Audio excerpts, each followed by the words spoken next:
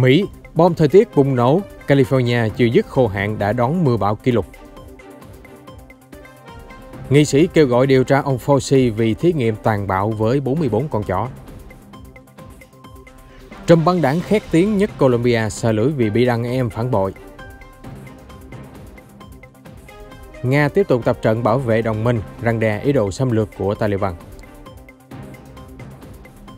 Vụ nổ khí ga tại Trung Quốc, 5 người chết, hơn 1.800 gia đình mất chỗ ở. Hai người nhảy dù va vào nhau giữa trời, rơi xuống biển ở Thổ Nhĩ Kỳ. Khám phá bí ẩn kỳ này, ba phát hiện ảo diệu chưa thể giải thích bằng khoa học. Tất cả sẽ có trong bản tin đặc biệt cập nhật những tin tức nóng nhất trên kênh ABNC.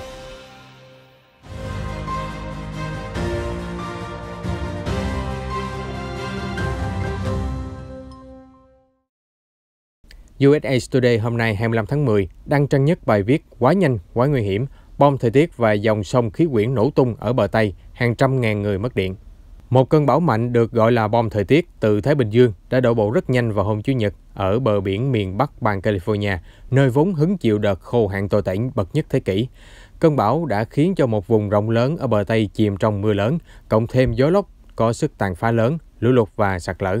Hơn 160.000 nhà dân và hộ kinh doanh ở California chìm trong bóng tối vì mất điện vào tối Chủ nhật 24 tháng 10. Còn số này ở Washington là 170.000, ở Oregon là hơn 28.000. Lũ lụt đã tràn lan khắp vịnh San Francisco, khiến cho nhiều tuyến đường xung quanh bị phong tỏa. Một số con đường ở San Rafael ngập hơn 60 cm. Dịch vụ thời tiết quốc gia ở thành phố Sacramento cảnh báo trận mưa có thể là lớn nhất lịch sử, sắp nhấn chìm trung tâm thành phố. Ở hạt Butte, cơ quan tuần tra cao tốc California đã đóng cửa tuyến đường 70 do sạt lở và những mảnh vỡ đã bị nhiễm bẩn từ vụ cháy rừng lớn Condor. Đám cháy này lan rộng 90.000 hecta và thiêu rụi hàng trăm ngôi nhà. Mặc dù đám cháy được kiểm soát, nhưng cây rừng bị thiêu rụi khiến mặt đất không thể giữ lại nước mưa. Vì vậy, khu vực cháy rừng có nguy cơ cao xảy ra sạt lở và lũ quét. Dịch vụ thời tiết ở Sacramento cảnh báo, nếu bạn ở gần một mảng cháy rừng, có lẽ đã quá muộn để sơ tán. Hãy trú ẩn ở tầng cao nhất trong nhà.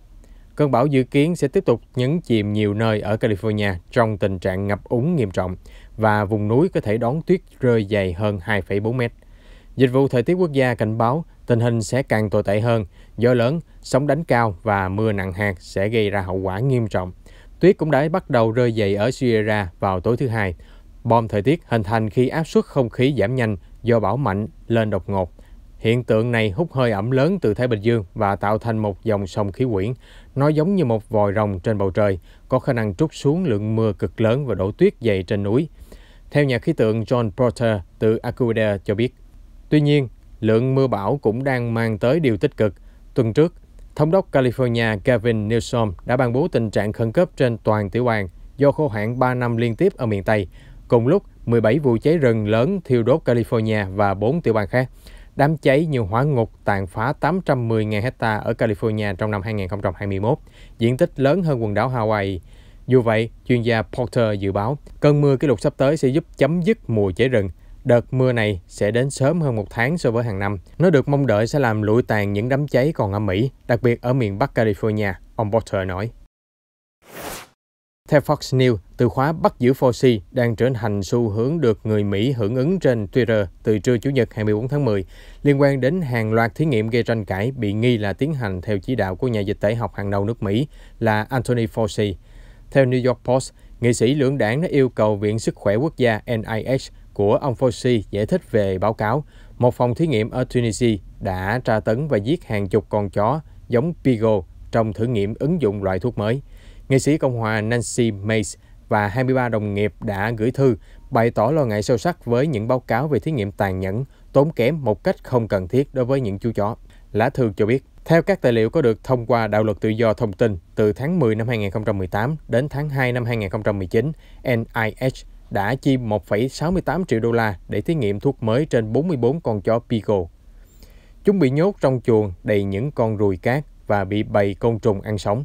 Một số con chó thậm chí bị tiêm ký sinh trùng gây bệnh và vài con khác bị cắt bỏ dây thanh âm để không sủa trong quá trình thí nghiệm. Hiện chưa rõ thực hư của những cáo buộc này. Ngoài ra, ông Fauci bị chỉ trích vì quan chức NIH ngầm xác nhận đã tài trợ cho Vũ Hán tiến hành một số nghiên cứu biến đổi chức năng virus corona trên loài dơi từ năm 2014 đến năm 2019. Bấy lâu nay, ông Fauci luôn bác bỏ điều này. Hồi tháng 7, Thượng nghị sĩ Cộng hòa Rand Paul kêu gọi Bộ Tư pháp mở cuộc điều tra hình sự đối với ông Fauci, cáo buộc nhà dịch tễ nói dối trước Quốc hội về khoản tài trợ nghiên cứu virus corona. Thượng nghị sĩ Paul cho rằng ông ta nói dối để che đậy những việc đã làm và mối liên hệ với phòng thí nghiệm Vũ Hán. Tuy nhiên, đại diện NIH vào tuần trước nói với Fox News, lời khai của ông Fauci trong phiên điều trần Quốc hội là hoàn toàn là sự thật. Khi vừa bị bắt, trùm băng đảng buôn bán chất cấm nguy hiểm nhất thế giới ở Colombia đã nói với lực lượng an ninh, các người đã thắng tôi. Tiếp sau đó, Dairo Antonio Usaga, thường được gọi là Antonio, bị áp giải khép lại một chiến dịch truy quét xuyên quốc gia rầm rộ. Hiện giờ, giới chức Colombia cam kết nhanh chóng dẫn độ ông Trump về Mỹ. Antonio bị lực lượng vũ trang Colombia bắt giữ ở vùng nông thôn Urabá. Chiến dịch huy động hơn 500 lính đặc nhiệm và 22 trực thăng. Trong quá trình tiến hành, đã có một cảnh sát hy sinh. Antonio bị cáo buộc buôn lậu hàng trăm chất kích thích mỗi năm và Tổng thống Colombia Ivan Duque hôm 23 tháng 10 cáo buộc ông Trump còn sát hại nhân viên cảnh sát và phạm nhiều tội ác đối với người dưới 18 tuổi. Bộ trưởng Quốc phòng Colombia Diego Molano cho biết sẽ nhanh chóng dẫn độ trùm băng đảng đến Mỹ do những tội ác xuyên quốc gia. Colombia đã treo thưởng gần 800.000 đô la cho bất kỳ ai cung cấp manh mối về trùm xã hội đen. Chính phủ Mỹ cũng đã treo thưởng gần 5 triệu đô la. Theo Bộ trưởng Molano cho biết, những khoản thưởng này sẽ được trả. Bộ trưởng nói thêm, Antonio thuộc vào loại kinh khủng nhất trong số các tội phạm. Vậy ai đã cung cấp manh mối về ông Trump? Được biết, Antonio là thủ lĩnh của băng nhóm gia tộc vùng vịnh, nắm trong tay những đường dây buôn lậu khét tiếng nhất châu Mỹ. Băng nhóm gồm khoảng 3.800 thành viên với vũ trang hạng nặng, tồn tại ở 12 trên 38 tỉnh Colombia. Gia tộc vùng vịnh còn nhúng tay vào khai thác mỏ trái phép, cũng như liên quan đến một số vụ đe dọa và ám sát lãnh đạo địa phương khắp Colombia. Tuy nhiên, trong nội bộ thế giới ngầm có hàng ngàn thành viên, không ít đàn em đã phản bội Antonio và cung cấp thông tin cho cảnh sát, giúp bắt giữ một trong những tên tội phạm đáng sợ nhất thế giới hiện nay. Nga đang dẫn đầu cuộc tập trận dài 6 ngày ở gần biên giới Tajikistan và Afghanistan nhằm chứng minh cam kết của Moscow sẽ bảo vệ đồng minh Dost trong trường hợp vùng lãnh thổ phía nam của họ bị Taliban xâm lược. Trước nay, quan hệ giữa chính phủ Tajikistan và thủ lĩnh Taliban đã căng như dây đàn. Các vụ tập kết binh sĩ và khí tài từ cả hai phía còn kích động mâu thuẫn leo thang. Trong khi đó, Nga luôn xem các nước hàng xóm Liên Xô cũ là sân sau của mình và duy trì một căn cứ quân sự lớn ở Tajikistan. Cuộc tập trận mới đây có sự tham gia của các thành viên Tổ chức Hiệp ước An ninh Tập thể CSTO, bao gồm Belarus, Armenia, Kazakhstan và Kyrgyzstan, với hơn 4.000 binh sĩ và xe tăng, đạn pháo, máy bay tấn công. Tổng thư ký CSTO Stanislav Zas cho biết, cuộc diễn tập nhằm gửi đi thông điệp răn đe bất kỳ cuộc xâm phạm nào đối với lãnh thổ Tajikistan đều không thể chấp nhận và chúng tôi sẽ không bỏ mặc Tajikistan một mình đối diện với nguy hiểm. Có hàng triệu người dân tộc Tajik sinh sống ở Afghanistan, tạo nên một nhóm sắc dân đông thứ hai ở quốc gia này. Tuy nhiên, Tổng thống Tajikistan Emomali Rahmon luôn chỉ trích người Pashtun chiếm đa số trong lực lượng Taliban và trên toàn Afghanistan nói chung đã liên tục đàn áp người thiểu số, cũng như không thể thành lập một nội các đa dạng. Tình hình còn trở nên phức tạp hơn khi Taliban thiết lập một liên minh với một nhóm phiến quân Tajik muốn lật đổ Tổng thống Rahmon. Thù trong, giặc ngoài có thể nói là tình thế mà ông Rahmon đang phải đối mặt.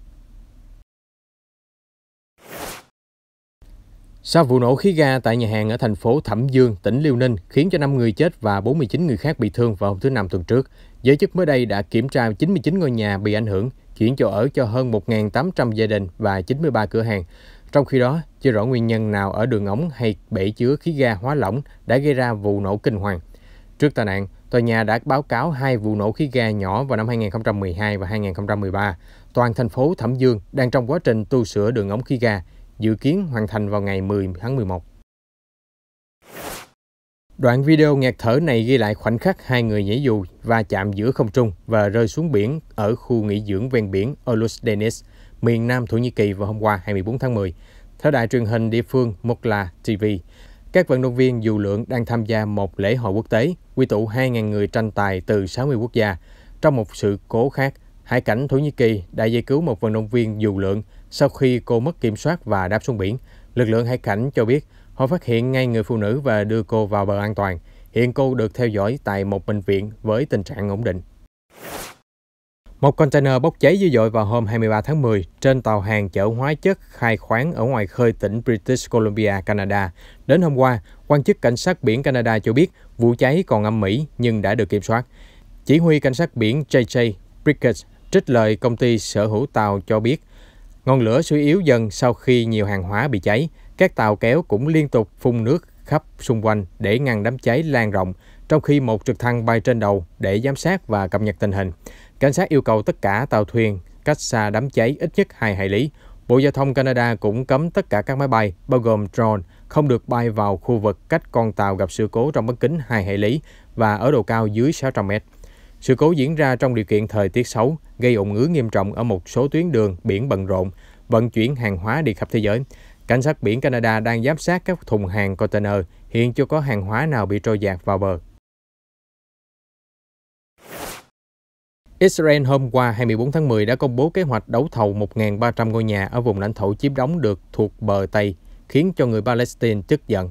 Giới chức Israel vào tuần này cũng đã dự kiến thảo luận thêm về nhiều kế hoạch xây dựng. Đáp lại, cơ quan đối thoại của Palestine ở bờ Tây ra tuyên bố rằng dự án mới sẽ gây ảnh hưởng nghiêm trọng đến cơ hội đối thoại hòa bình về giải pháp hai nhà nước ở khu vực, trong bối cảnh Mỹ và cộng đồng quốc tế cố gắng giải quyết mâu thuẫn giữa Israel và Palestine. Trong một diễn biến khác, chính phủ Israel dự kiến thảo luận về xây 3.000 nhà ở mới ở bờ Tây, dự án gây lo ngại từ Mỹ về viễn cảnh thỏa thuận hòa bình.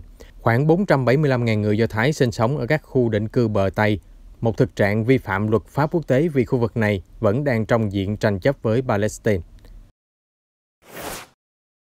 Dung nham tiếp tục tuôn trào từ một đỉnh chóp núi lửa bị sụp xuống ở đảo La Palma, Tây Ban Nha vào sáng Chủ nhật 24 tháng 10. Dòng chảy sau đó hướng về Đại Tây Dương. Mỗi ngày khi mặt trời mọc, người dân ở hòn đảo đều nhìn thấy khung cảnh bao trùm bởi dung nham và khói. Thủ tướng Tây Ban Nha Pedro Sanchez vào hôm 23 tháng 10 cho biết chính phủ sẽ đẩy nhanh hỗ trợ cho các hộ nhân làm nông, đánh bắt cá bị thiệt hại nghiêm trọng do núi lửa phun trào. Đến giờ, dung nham đã xâm chiếm hơn 900 hectare đất, hủy hoại hơn 2.000 ngôi nhà và nhiều trang trại trồng chuối xuất khẩu. Sau khi núi lửa thức giấc hôm 19 tháng 9, hơn 7.000 người đã phải sơ tán. Vào đầu tháng này, ông Sanchez đã thông báo chính phủ lên kế hoạch chi 206 triệu đô la để xây dựng lại các cơ sở hạ tầng và phục hồi ngành nông nghiệp, du lịch và tạo công ăn việc làm cho người dân bị mất đi sinh kế. Các chuyên gia đều nói rất khó dự đoán khi nào đợt phun trào sẽ dừng lại. Trung tâm Madrid hôm 24 tháng 10 suýt tắc đường vì những đàn cừu trắng khi người nông dân lùa chúng đi qua thủ đô Tây Ban Nha, men theo tuyến đường xưa cổ vào mùa di cư hàng năm. Người dân địa phương đã hào hứng dịp đặc biệt này, nhất là khi sự kiện đã bị hủy bỏ vào năm ngoái do đại dịch Covid-19. Một người chăn thả gia súc cho biết, tôi không nghĩ là đàn cừu lại đến gần mọi người đến thế. Người qua đường đã chạm vào và còn vỗ về bầy cừu.